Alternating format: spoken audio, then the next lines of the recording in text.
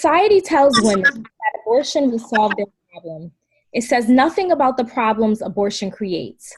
Supporters of abortion claim it is a simple procedure with no lasting impact, and women who know better don't discuss, certainly not publicly, how abortion changed their lives for the worse. They feel ashamed about the abortion and ashamed about their inability to just deal with it, as they think other women do. And so the deception continues. April is Abortion Recovery Awareness Month. The two primary goals of this month are to encourage and extend healing to those hurting from abortion and to enlighten society on the effect of abortion on individuals and families. Tonight, we will be speaking with women who have endured an abortion, some of whom have never discussed their personal connection to this topic in public, but tonight have chosen to courageously share their story in hopes of discontinuing the deception about abortion and setting some women free. So get ready as we discuss, after the abortion, her decision to heal. Our first guest, Monique, found herself pregnant while in an abusive relationship. The abuse is what led her to make the decision to abort her baby late into her pregnancy. In spite of making this regretful decision to follow through with the abortion and condemning herself every day after for years, God still had a plan for her life that involved his unconditional love and forgiveness. Kia, our next guest, had her first abortion at age 19 and the second at 21. Shame and guilt kept her in hiding and held her captive. Loneliness and unforgiveness overwhelmed her. She couldn't forgive herself. Last, we are joined by Latoya. Latoya is a post-abortive healing coach who at the age of 18 found herself pregnant while preparing for her first year of college on a sports scholarship. At the time, she didn't feel like she had a great relationship with her mother, so she made the decision to terminate the pregnancy. I am so happy that you are joining us on today. This conversation is such an important conversation, so I'm thankful that you guys are willing to share your stories in hopes that we can, as my introduction said, stop or change the deception that abortion has and has had in the past. This conversation is also extremely important to me because I also endured my own abortion. At the time, it was called a medical termination, but it was an abortion. And so I remember having to make that decision and how easy it was for the doctors to kind of, basically put it off as a medical termination. And when they say medical termination, it's packaged very well, right? You don't feel like you're aborting a child. You feel like you're just saving your life. And so my husband and I had to make that horrible decision to choose between my life and the life of our unborn baby. And my husband chose my life. And so we were then faced with the decision to have a medical termination. And even in going to Planned Parenthood, which is an abortion clinic, I mean, they offer, I guess, other medical services, but they're more widely known for abortions. And so even while going to Planned Parenthood, walking into the entrance and hearing the people and seeing the people literally calling me a murderer, telling me that I'm making a horrible decision, telling me that I'm not a real woman, I was still convinced that I was just going for a medical termination. Even being in the waiting room surrounded by other women who were there to have an abortion, I felt like I'm here for a medical termination, but y'all might be here for an abortion. And it wasn't until years later that I had to come to the reality that what I had endured was in fact an abortion. That's the word. You can use as many pretty packaging as you choose to, but at the end of the day, it's an abortion. And so I wanted to really be able to jump right into this conversation and ask you ladies, how did you end up in the situation where you had to make such a decision that probably, I'm sure, altered the trajectory of your lives? Kia, how about you?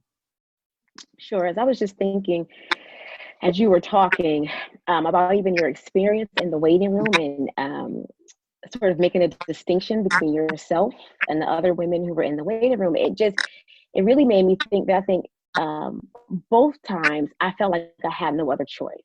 Now, whether that was true or not is debatable, but at the age of 19, at the age of 21, um, feeling like I didn't want to endure the shame. I didn't want to be a teenage mom. I didn't want to be an unmarried mom. I did not want people to judge me, and it was my way of hiding. It was my way of feeling like if I'm going to handle this myself, and all I have is myself, I'm going to cover this up. This is how I'm going to do it. I was afraid. I felt alone, and I felt out of options. Now, that may not be the case. In retrospect, I've learned much more, but in those moments, I felt like I was out of options and I was desperate.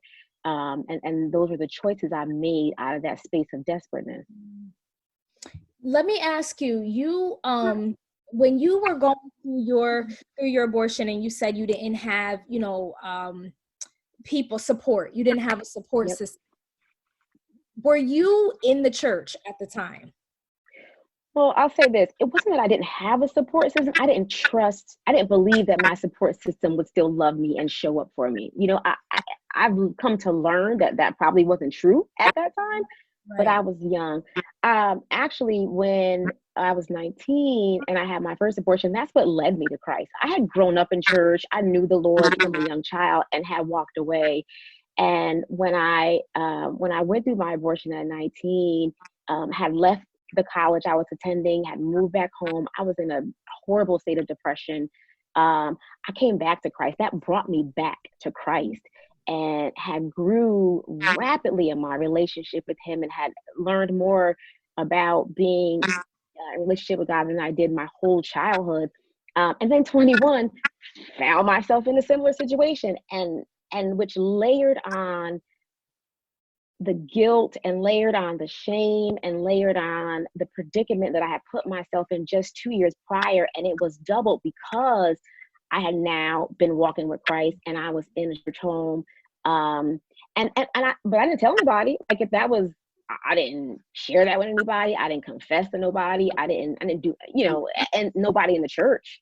I hadn't shared that at all. I had handled that all completely on my own.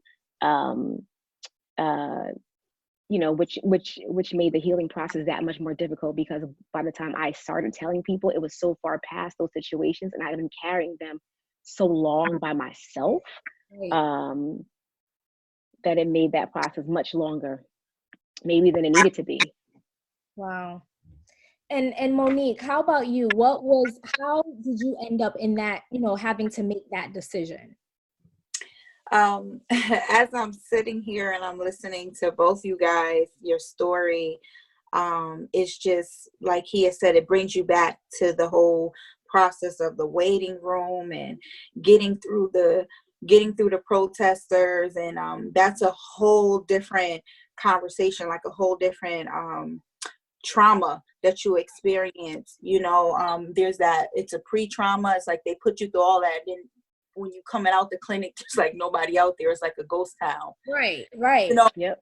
Rather than there being still believers out there to still love on you, even though you made the decision. You know what I mean? They couldn't stop you. I'm sorry. I know this is not what you just said, but it just came to me sounding like there was nobody out there. Right. It was a ghost town. They're like, where there was nobody to hug you and say, you know what, God still loved you. I want you to, it's okay. But for me, I was in an abusive relationship. It was really unhealthy, mentally, verbally, and at times physically.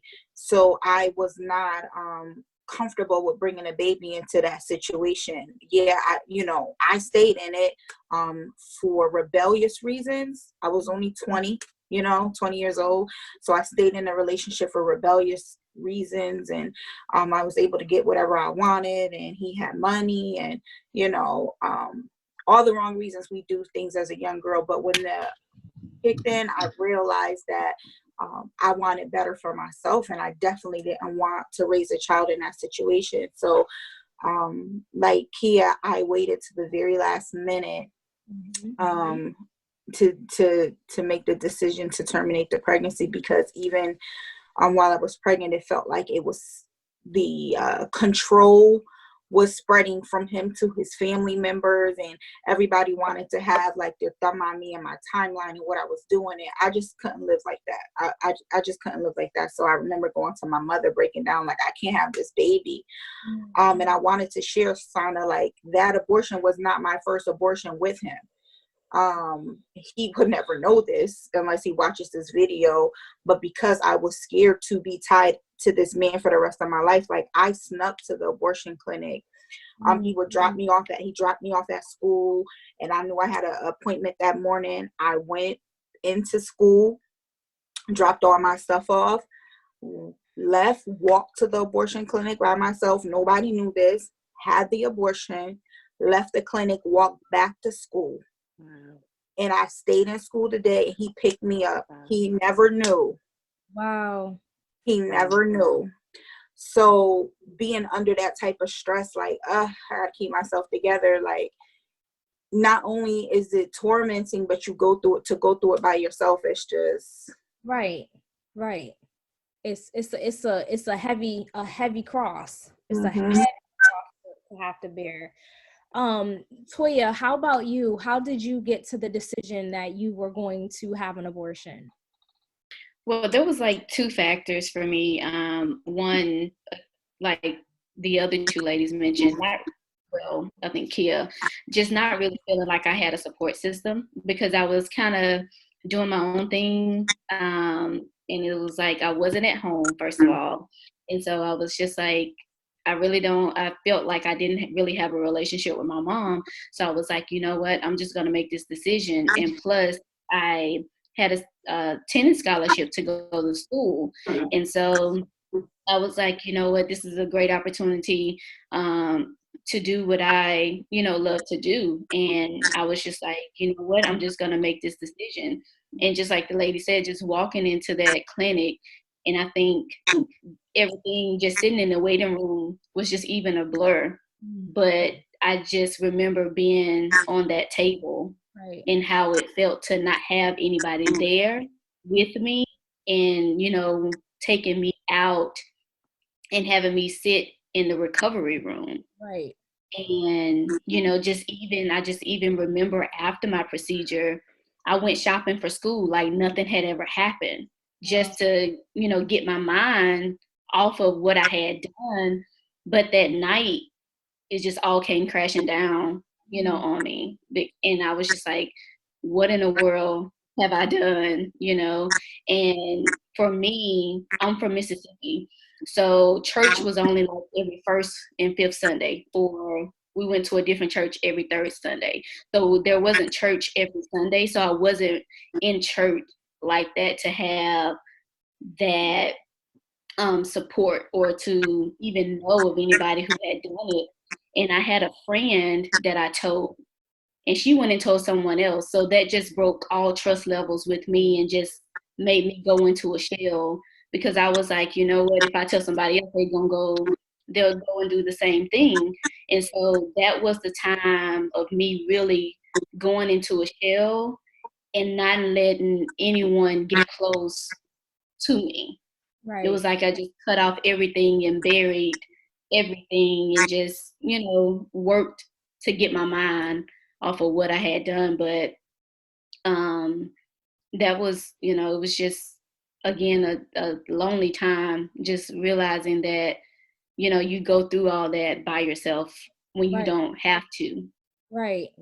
I remember, when I left the abortion clinic, like you said, Monique, and that's just, it's to hear you say that, like, it brings it all back. And it's like, you're right. When you walked in, there was a crowd of people, but when you walked out, there was nobody. It was a ghost town. And you're right. There's nobody there to pray for you. There's nobody there to say it's going to be okay. There's nobody worrying about, anything. They've already condemned you and then went on about their business. And for me, with our situation, I had to actually go to Planned Parenthood for 2 days. So I went for the first day, and then, for them to start the abortion, and then I had to come back the next day for them to then go in and actually vacuum what was left out. So it was like devastating, because this process has now gone on for 48 hours. And I remember coming home, and you now have to kind of push forward. You have to continue on with life because you made a decision and now you have to go forward. And for me, it was tough because I had to face like the members in the church, right? When I had gotten pregnant, everyone was excited about this baby. And so when we had the abortion, my father-in-law had told everyone that I had a miscarriage, and that was his way of kind of saving me from having to ask, answer questions from people, and the side looks and all that stuff. And so out of protection, that's kind of how prepared the congregation. So when I came back, and I remember people praying for me, right? People praying for me, but they were praying because of a miscarriage, not because of an abortion. And that's two different things. It's the pain is different, right? The pain is different. And so, they're all praying for me and my husband about our miscarriage, but not realizing that I was carrying guilt, that I was carrying shame. For me, after having that abortion, it was the last time that I was able to get pregnant again. And so I also dealt with the feeling of feeling like less than a woman because I couldn't give my husband more kids. And so I carried that around a lot. I remember going to the grocery store and like ducking down aisles when I would see people that knew me because I didn't want them to ask, where's the baby? So like I was ducking down aisles and, running and hiding and all this crazy stuff. Because I was just embarrassed. So I guess my question for you guys is, how did you move on? Like, what did that look like for you? You've now had this procedure. It's the next day. What do you do? What did you do? Monique? I want to say that I carried the next day with me for like probably the next 10 or 15 years. Wow. I carried the next day with me. You can physically move on. You can do the next day things. You can break back into your routine. And I already had, I had a daughter. So I'm still a mom. I still have responsibilities. There's no room for depression. There's no room for, right? I have somebody that is depending on me. Right. So life goes on, but inside I was like feeling tormented from time to time, regretting. I wonder if I did. I wonder what if I could have made it work? How about you have all these different things in your mind? And of course, like one of my great grandmothers used to say, like, you girls out there have them abortions, them babies gonna come back when like that old school stuff, to torment you in your sleep, or when you die, you're gonna see all your babies and you're gonna regret it. And so I really started to take all that stuff on, and it wasn't until when I got married, I started having a lot of gynecological issues. So now I'm like, Lord, now I'm feeling like he punishing me, right, Sana? Because I had an abortion, or I had, those couple of abortions. And now that I'm married and I'm settled and I have my career and I have all my ducks are in order, now I want to have a family. And it's like, no, you're not going to do it now. So the enemy had me believing that, thank God did bless me with Skyland. But after that, things just went all the way wrong. And now I start living with the torment of, I am having all these issues and I'm going to have a hysterectomy and all this stuff. Is God is shutting my womb because I had these abortions. God is closing. Now, God, I want to have a family. And you're saying, no. you know, so being able to move on from that, you know, but I'm going to let somebody else go, but that's like, it has been every day up until that point. Wow. How about you, Toya? For me, the next day, like Monique said, it was the next day for like 6 or 7 years. And I can just remember praying every night for those 6, 7 years, asking God to forgive me for what I had done. Mm-hmm. And so, and I always had this pain that was in my stomach that seemed like a reminder to let me know what I had done. Wow. And it was like a very sharp pain that I had in my body, in my stomach. And it was just like a reminder to come and remind me of what I had done. And so, again, I prayed every night for God to forgive me. And it wasn't until my pastor, we started reading The True Measure of a Woman by Lisa Bevere. And there was 2 questions that she asked in chapter 2 about cleaning out closets. And it was, what is it in your closet that you need to clean out? And what do you have to offer to other people? Wow. And I immediately knew that this was the time that I needed to come forth and clean out my closet as it concerns to the abortion. And so I remember just writing down the abortion as one of the things that needed to be cleaned out of my closet. And like Monique said, it was just like that second part when it said, what do you have to offer to other people? I was like, I have nothing to offer, because that's how I thought of myself, that I wasn't worthy or could ever be a blessing to someone else because of what I had done, because of the shame, because of the guilt that I carried and the regret. It was just like, you know, the enemy was like, girl, you don't have anything to offer, you know, like, look what you've done. Like, there's no purpose, there's no gift that you have that you can be a blessing to someone else, you know, with. And I even remember, I have a 12-year-old now, and I just even remember crying to my friend when I found out I was pregnant. I was like, how am I going to take care of one when I've given up another? Yeah. Oh. And I just remember saying that to her, kind of in an unworthy way, you know, how could God bless me with this child when I've given up another one? How am I going to take care of her? Right. And, you know, even just reading that book, my pastor, when I told her what, you know, the praying every night, and she was like, God heard you the first time, and the first time you prayed, God forgave you. And that's what I needed to hear.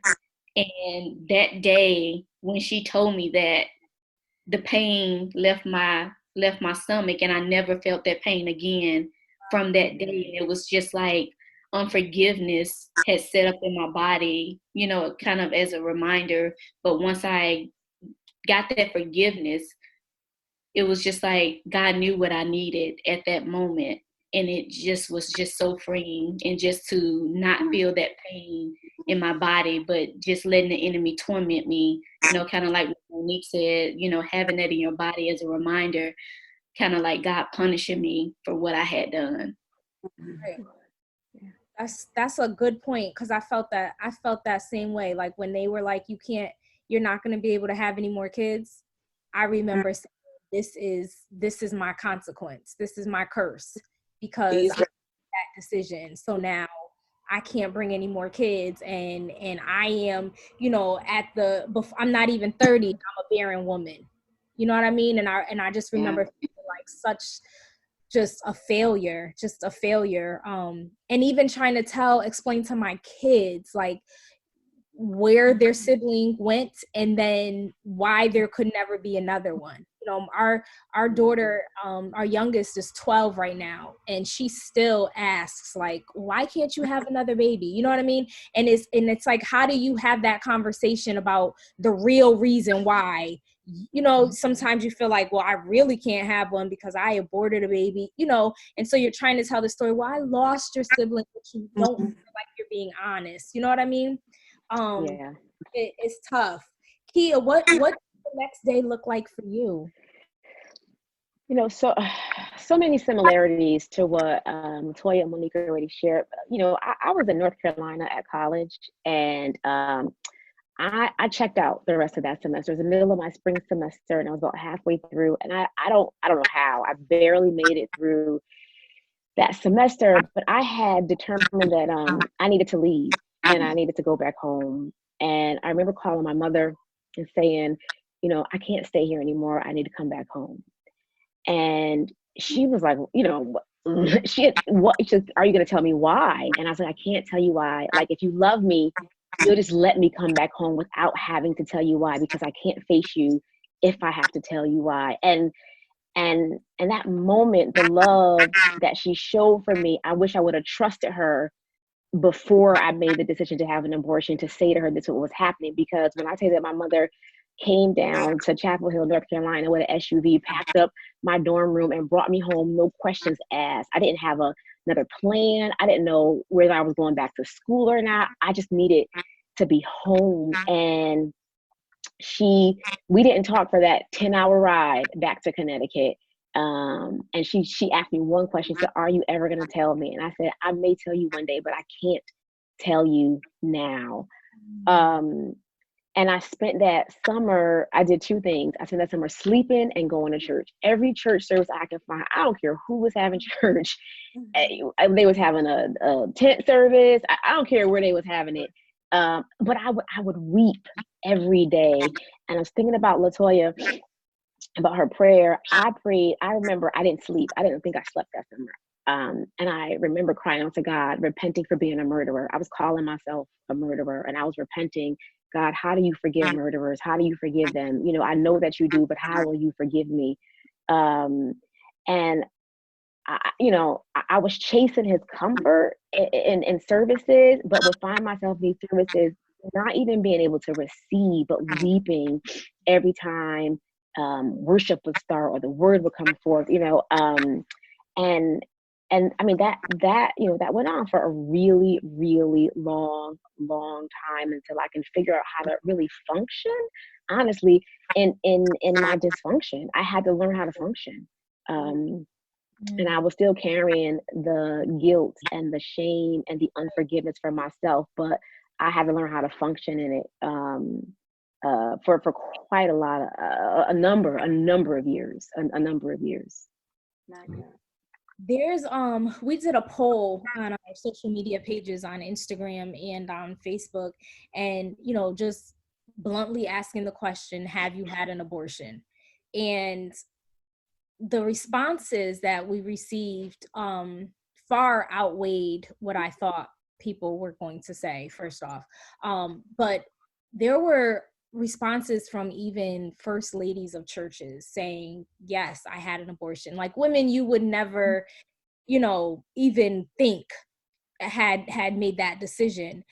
And so I sat and I thought, like, why don't any of them speak up? Right? Why doesn't anyone say this? Because you're in a position of influence, right? And so you can't be alone. Like there's in 2020, abortion is plaguing our country. It's like the go-to.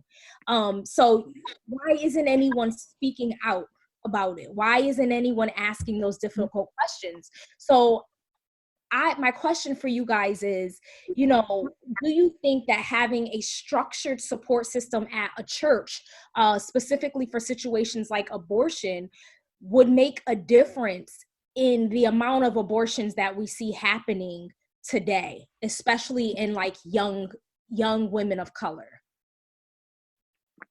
I would say that there's some variables depending on the church, depending on the culture of the church, because we cannot put our finger in the Bible anywhere and say when God considers it murder, and that becomes the debate. Is it at conception? Is it at when you determine the sex? Is it at the date when you actually birth the baby into the world? So then you get into all of those dynamics, and now it becomes complicated for churches to actually support. But I think that if there was something or somebody for them to go to and say, this is my situation, this is what I'm in. You don't have to support the abortion. Like, we're not even up here saying we support abortion, but just know that everybody's responsible for their own decisions. And I think as a church, we need to be in a position of not condemning, but loving on them and loving them through whatever decision they end up making. We don't have control over that. That's between them and God. We don't want to support an abortion. The same way we say we don't support people shacking up, but you minister and counsel them if they're deciding to get married, right? To help them to get on the right track to do the right thing. So for me, I think that it becomes complicated for the church because of the culture. But if we were more loving and less condemning, it would definitely, because people will be more open, right? Because now I know church is not going to condemn me. I can go to my first lady or I could go to my pastor and they're not going to say, well, I'm going to sit you down and he ain't going to talk about it on Sunday over the pulpit, and then I'm going to feel guilty because I know he's up here talk about me, even though he don't, because that's where it's messy at. So now people just rather not say anything. Right. It's yes, like yes to everything you say. I think when I had my second abortion, I was saved. I was filled with the Holy Spirit. I was back in college, and I wasn't attending church regularly every Sunday because I was on campus, but I had an active relationship and found myself in sin, right? Found myself making bad relationship choices and found myself and that's just plainly what it was. I didn't want to say no to my flesh, and definitely looked at my second pregnancy as a consequence for being in sin and knowing full well that I was making a conscious decision to fornicate, and had said to myself I wasn't going to have another abortion. I committed that to myself, and then had started having significant bleeding and clotting and just all these medical things started happening that I thought, as we had said, that, oh, well, I'm being punished. I'm being punished for the first abortion. I'm being punished for living in this sinful relationship. And I remember going to the doctors and they were like, you're losing a lot of blood, yes, and we don't know why, but like the baby is viable and healthy. There's nothing wrong with it. You can continue this pregnancy. And again, right, I didn't trust the people. This time I did tell my mother, because now we had a lane now where we had already been through this. But like, I didn't trust my church family. I for sure thought that I was going to be kicked out, excommunicated, talked about. And so there was no way I was going to say, confess, hey, I've been living in sin. This is what has occurred. I need some help, right? And my mother, who loves me and was not walking with the Lord at the time, was like, what do you tell your child, your 21-year-old child? You're an adult, right? This is your choice. You make the choice that's best for you. I wish I could have went to somebody in the church. I wish that it wasn't the culture of the church that we can't come with our full, whole, broken, unfaithful selves, the way we come to God with our full, whole, unfaithful selves and say, help me, I'm desperate, I done got caught up and I don't know what to do. And so again, right, not making excuses, but found myself in what I felt like was a desperate situation and made a desperate decision. Because now I'm twice. Now this is just foolishness. Now I'm just twice here, and what am I going to do? And so I wish there was a culture where we could say, really come as you are, whatever it is that you're dealing with, and we will help heal you, restore you, minister to you, walk with you through this really difficult situation. And unfortunately, of course, I can't speak for every church that exists, but that wasn't my experience at church, and I didn't think that I can go there for that. And for me, just like Monique said, and just like Kia said, I think there is a level of compassion that's missing. Right. And if we say we're going to be like Jesus, he was compassionate. And I think that's where what we're missing right now, that love and compassion, because just like you said, I'm going to be responsible for my own choices. I have to be held accountable, for that. But at the same time, where is that person that I can go to in the church and talk to and get, that truth and love, to give me truth, but also love on me at the same time, and I'm thankful for the church that I attend. My pastors are very loving people, but they also give me truth too. Sometimes we don't like it, but at the end of the day, and I always tell the women that I talk to, not as a gateway, but what sin is greater than the other? There's no sin that's greater than the next, right? If you lie, it's a sin. If you, like Monique said, if you're fornicating, it's a sin. Right. But where's the compassion for those women? Because the one thing that I like to say is that, I would never say never, because you never know where you would end up in life.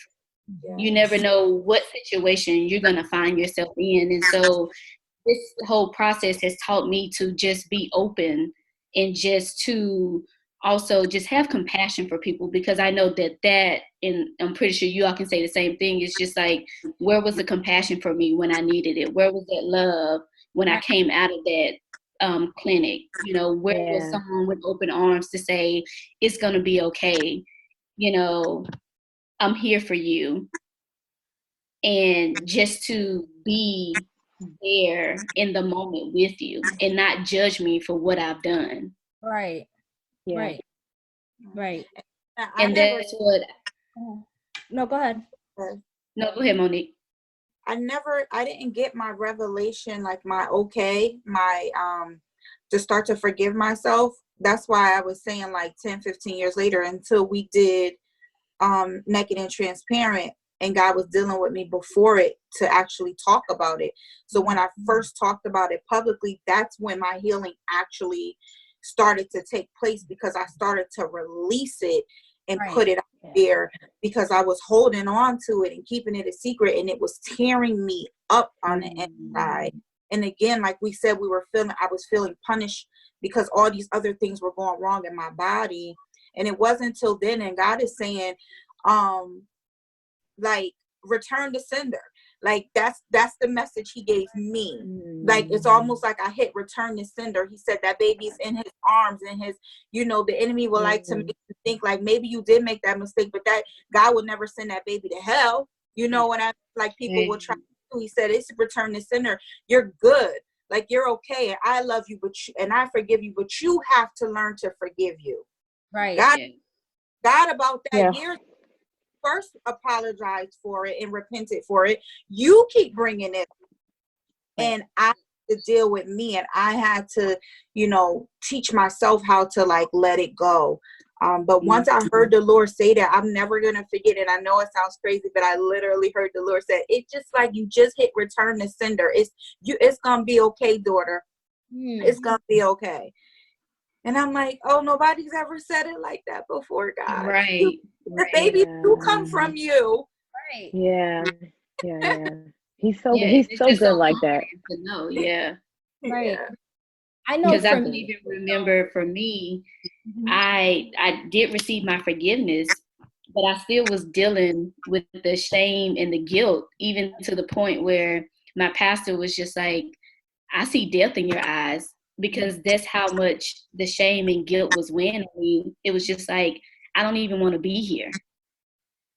Wow. It was just like the enemy has you so tormented in your mind that you're just like, just take me away. I don't even want to have to deal with this. Like, how can I completely be free, through this? And, it's just not a overnight thing. Like, we're still healing, even now, and it's just like people sweep things under the rug, and it's just like, no, just like we have to have a healthy relationship, a healthy conversation around money and those things that we didn't learn about. We have to have the healthy conversation around abortion, because I've talked to women where, they've mentioned their mom had an abortion, but never told them that they had an abortion. That's it right there. Yeah. That's right there. Yep. If more women talk that, right? If they, if more transparent in this generation, but I think not to put any blame on my aunties or my mama and them, but if they were more transparent about certain things, it would have been prevented. Like a lot of these mistakes, Yes. for me, I wouldn't have done if you would have said why. And you wouldn't have just said, because I said so. No, Right, you would have Exactly. said, I see it because I did it, and I don't want this to be you because these are the consequences. Like, if you would have broken that down and you would have shared with me, I would be like, what? And you would have told me how you were tormented and how you were. And now I think I would have been a little bit more careful and not so careless. exactly. Right. Yeah. I know for me, my healing didn't come until it started to show up through jealousy. Mm-hmm. So now I can't have kids anymore. Mm-hmm. And my brother-in-law gets married, and now they're starting to have a family. And so my sister-in-law, I remember she had gotten pregnant with twins. And up until that point, me and my husband really had not spoken about what had taken place. We kind of just, it happened, we did the whole, it's gonna be all right, babe thing, and that was as far as the conversation went. But when my sister-in-law got pregnant with twins, I remember she had called me. She was so excited to tell us that she was having twins, and she wanted me to help her create like a way to tell the rest of the family. And so I'm like, why, God, why, is she trying to put this in my face? She trying to, make me feel bad because I can't have any more kids. That was my flesh. That was the enemy in my mind, because I never talked about it. So I thought I was healed from it. And now she's about to bring new life in this world, and all of my insecurities are coming back up. And so I remember the day we did the reveal that she was having twins, and then my husband and I had to go to the store. And so we got in the car, and I remember I just turned to him and I said, "Aren't you angry? Aren't you upset?" And he's like, "About what?" And I'm like, "That I can't have kids anymore, that won't ever be us again."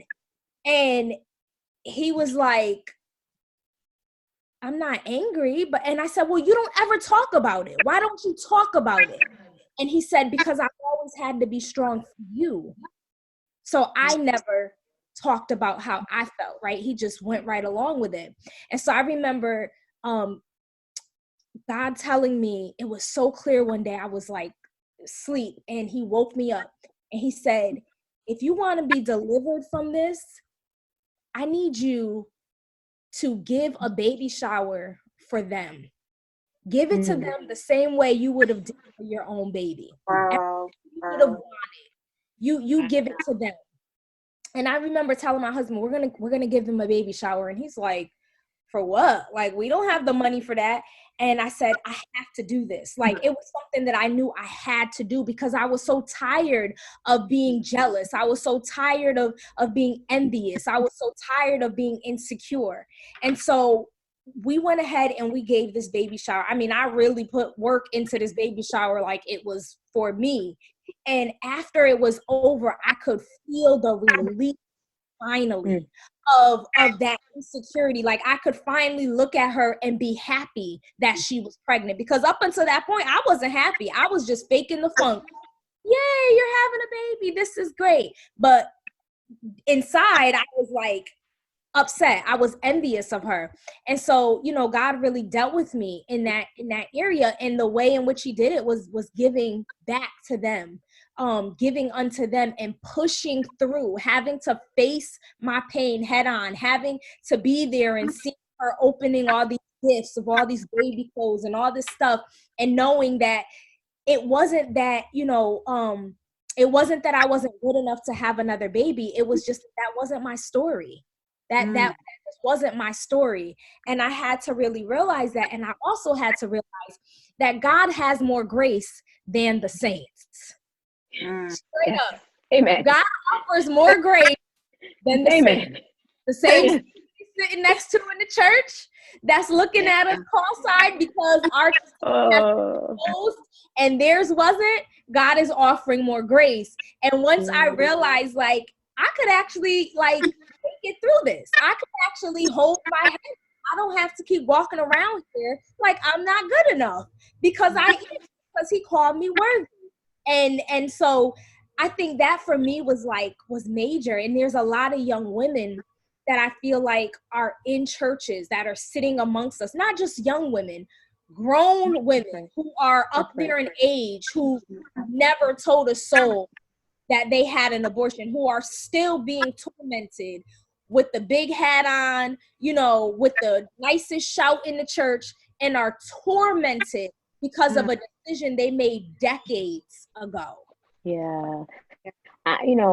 Yes, I think, so the Lord is calling us, right? The Lord is calling us to cry aloud and to spare not, because it is important that there is a place of recovery and a place of refuge for women who have gone through this. And I think what I hear thematically and what everyone has shared is that it wasn't until we were able to say it out loud that the release and the healing began to occur. Healing for me happened in phases. It was happening over time, over years. And I shared with Sana earlier that, I was younger than I am now.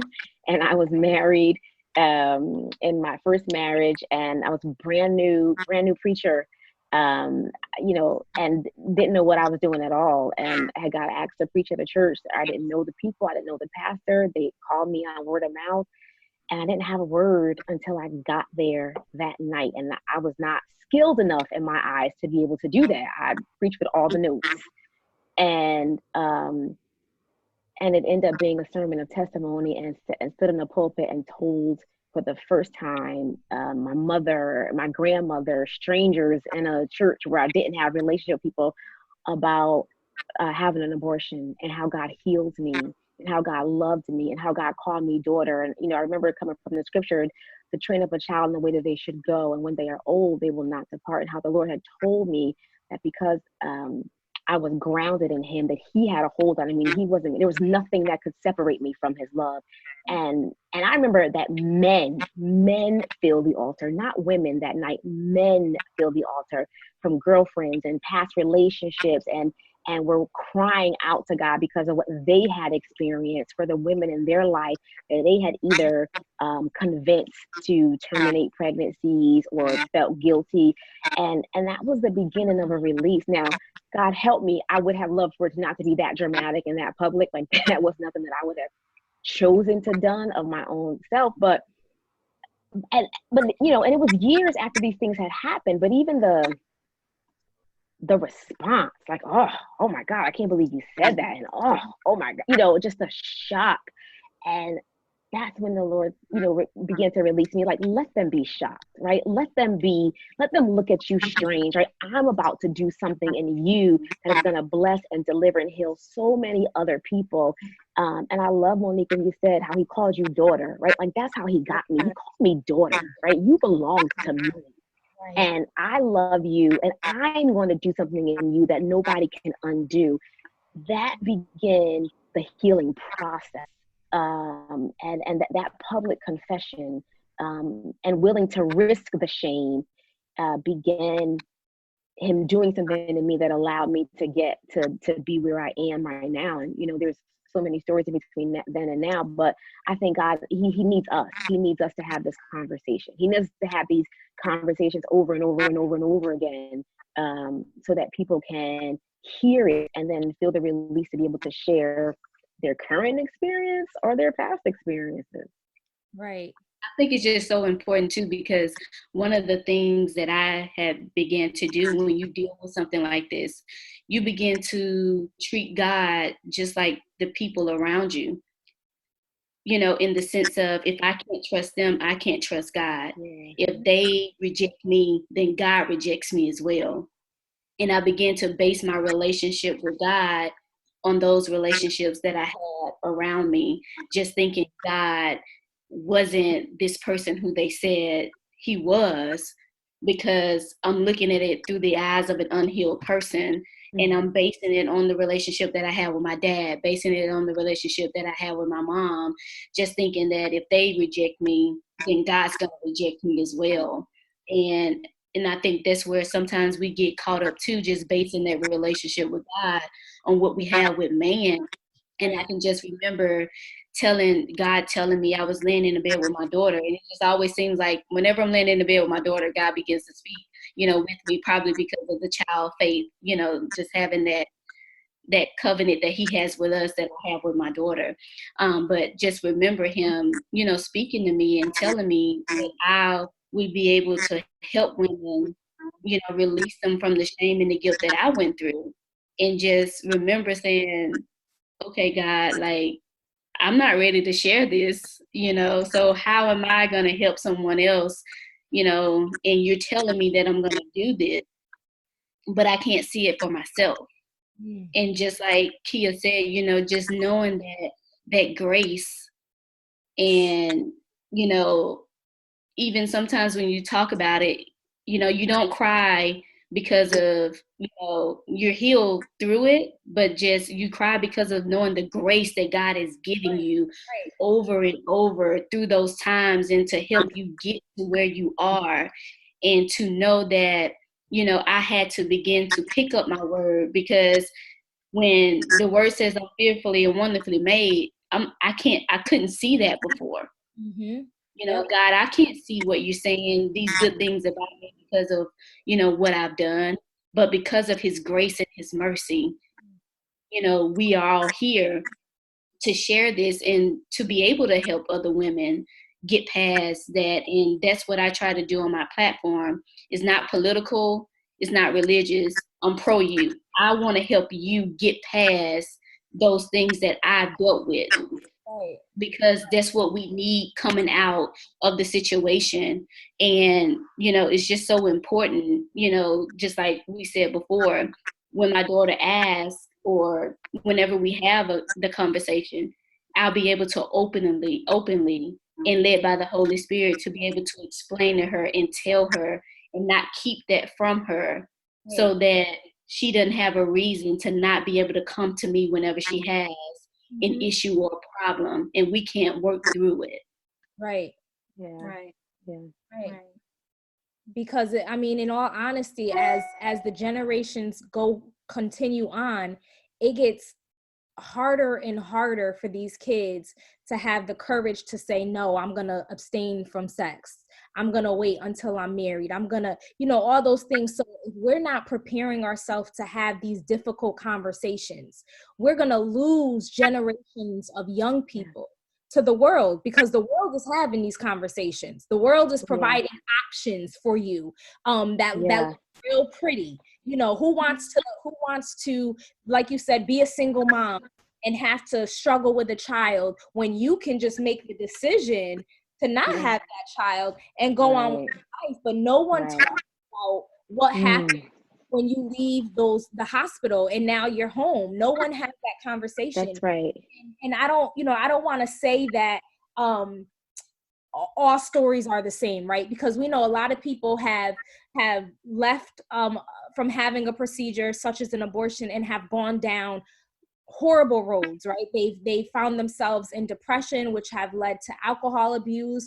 It has led to drug abuse. There's women who began, getting involved with prostitute situations because of a decision that they made that, they didn't have all the information, or they just didn't have all the support, right? That they felt they needed. And so they made a decision which completely changed how their life was gonna go. But there's a group of women who made that same decision. God still offered them grace and they are successful, right? They're working in ministries, they're running companies, they're in marriages, they've had more children, and they don't look like what they've gone through. And I want to be able to allow people, women, to see that you can make it. You can make it. And there are women out here who have been where you are, and we are willing to reach out our hand and pull you through this, and be the support that you need, however you need the support. So my question is, where are you guys now? Where are you now in your life? What are you doing in your careers? And as you have progressed, even as, you know, becoming married women, did you find that the decision you made to have an abortion has affected you in those areas, whether it be through your professional life or through, you know, your marriages? I wouldn't say that it it affected me. I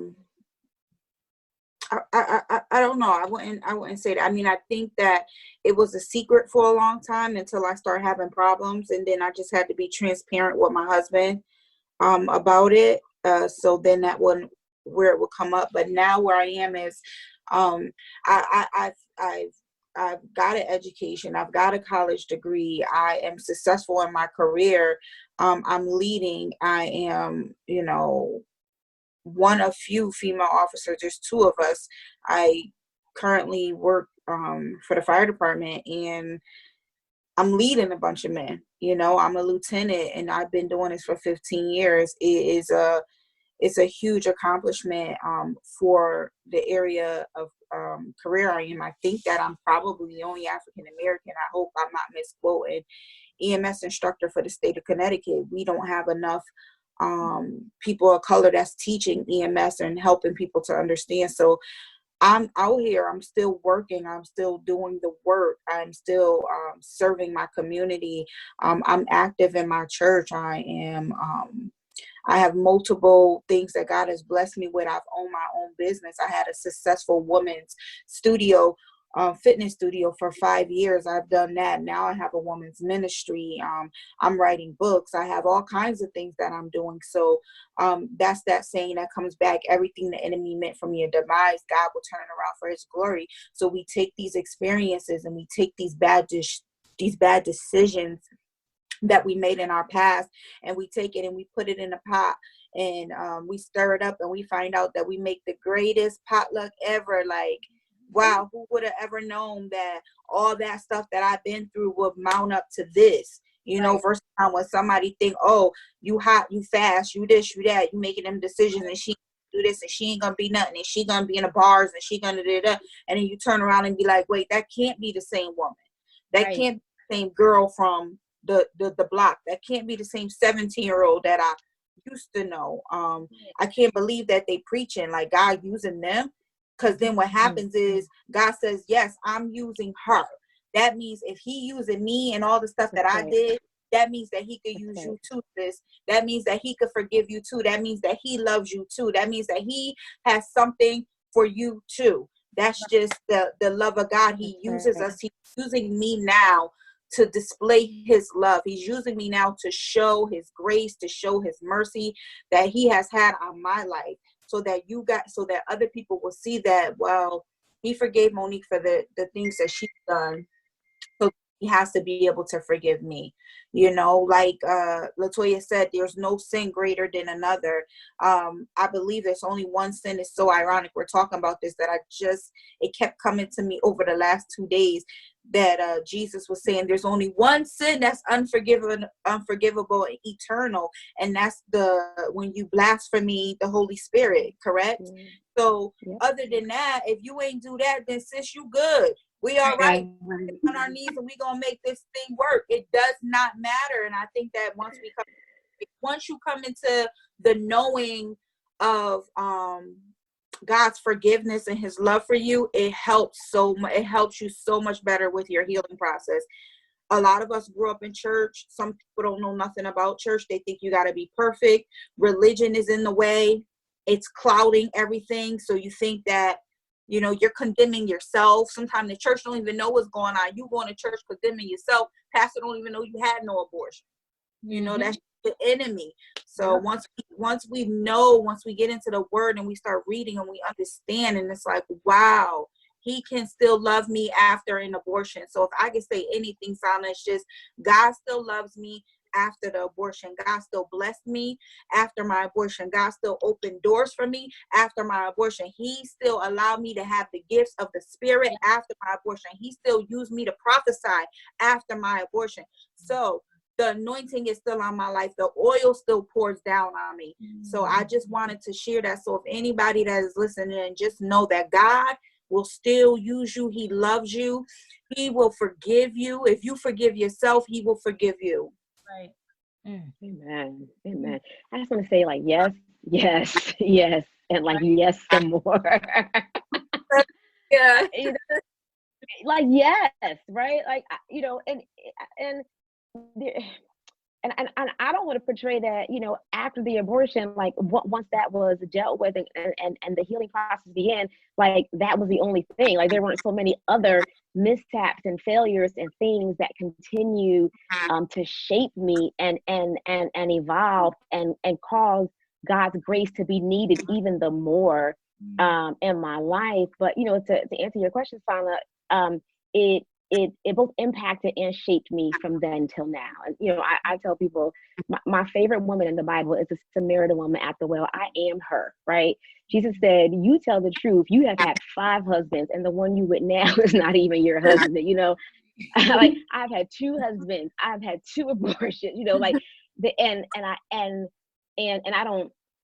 don't say that to celebrate that. I say that life is messy and life is complicated, and we are born in sin and shapen in iniquity. And if it wasn't for the grace of God, if it wasn't for the healing salvation of God, then I would have no opportunity to recover. And yet there's so much recovery in God. You know, I was in a bad marriage. But that bad marriage produced a beautiful son. I have a 13-year-old son that I wept every single day of my pregnancy because I didn't think I deserved him.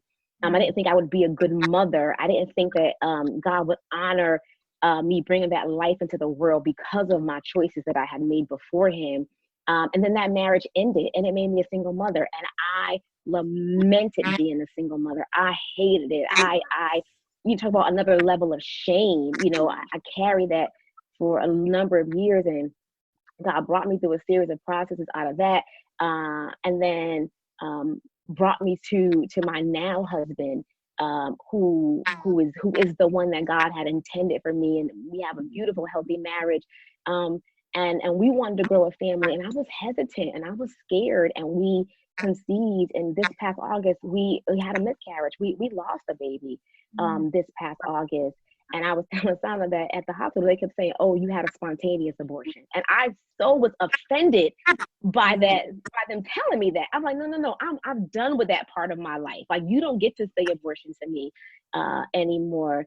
And you know, and so still, it's still impacting me, right? Like we still have a conversation about God being still angry with me, you know, because of the decisions I made in my past, that now 20 years later, more than 20 years later, somehow I let the enemy tell me that God is still punishing me. And the Lord is like, if you don't, like, you know too much about me, cut that out, right? I don't brought you through too much, right? I have my own business. I run a successful consulting firm. I am in ministry. I lead. I counsel other women, right? God has shined his favor on me in dimensions that I know I don't deserve, and I know I didn't earn, and I know I'm not qualified for. But because I'm available, and because I count on his grace, and because I am honest with him, and I am transparent with him, and then he blesses me, not because I'm good, because I'm not good, you know, but like that's not it, but because I love him and he loves me. And so yes to what Monique said, right? Like all the things, I am all the things that might make people cringe or that might make them turn away, and yet they cannot turn away because the love of him shines on me so brightly that they have to see his love working and producing in my life. It's undeniable. Right. Yeah. And just like you said, Kia, like for you, it's the woman at the well. But for me, it was the woman in Luke 13, 10 through 17, the woman who was bent over that showed up for 18 years to the synagogue with nobody recognizing her, just overlooking her. But when Jesus came, he called her over and said, "Woman, you have been set free of your infirmity."